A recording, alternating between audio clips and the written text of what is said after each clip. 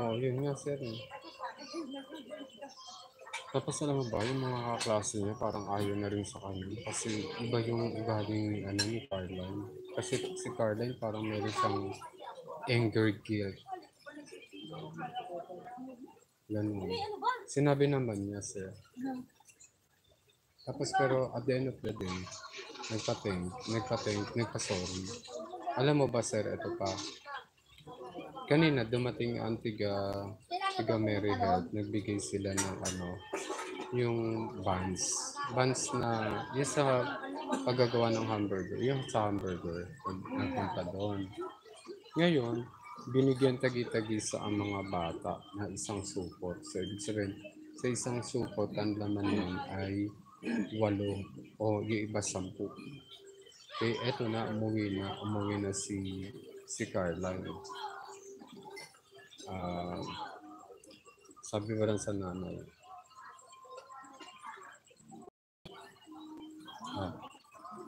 di ganun na. Di pag-uwi daw ni Carline sa bahay, nakita daw na nanay niya na may tinapay sa loob ng bag. Yung ano, yung buns. Pang hamburger. Ano masabi ba naman? No, mommy, don't get that because this coming Monday we have according to Sir Santi, we will cook hamburger. Hamburger. Tawa ko na tawa. Chinat ko yung nanay. Sabi ko, mami, hindi naman po kayo magluluto na hamburger. Yung pong tinapay na buns ay galing po sa Mary Health. Lahat naman po na school binigyan ng Mary Health. Na ganun no. Miss ko, sabi ng nanay, magluluto daw kami ng hamburger sa Lunes. Kaya ayaw pa ito. Miss ko, ay, nako, mamatay ako kay Carla. Ayun. Nakakatuwa. Pero minsan, sir, sabi ko pag ganun, ilagay na lang na tardy siya. Kasi natutulog sa klase. Parang 1 oras din yata natulog. Sabi ko, bakit mo kasi inayaan nun? Natutulog yung bata. Dapat, sinuway na kagad. Huwag yung insist ang bata ay matutulog. Tinanong ko nga yung ano. Hindi. Hindi kami mag-hamburger. Yun ay binigay ng di ba scouting namin kanina. Dumating ang Mary Health, scouting time.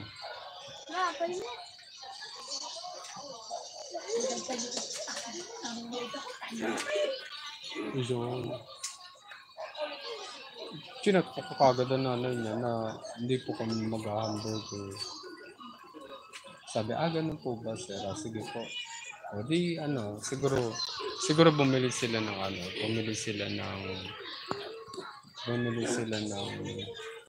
ng panglikado para makapagano sila.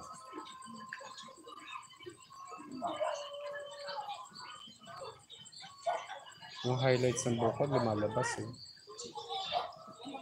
Buto hindi na nakain hindi na kumakain si YouTube ng kanina ilang 10 ang kinakain sa akin. Dinadagdag yata po sa watch hour ko. Bali problema ko na lang kasi sa watch hour na lang. Kaya gumagawa ko ng video pero bisan na lang ako mag-connect.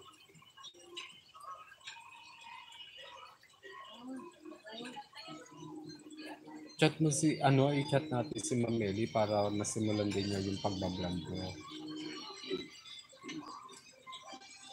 Yan, thank you po. Sige, walang problema yan. Akala ko wala nang scouting na ako.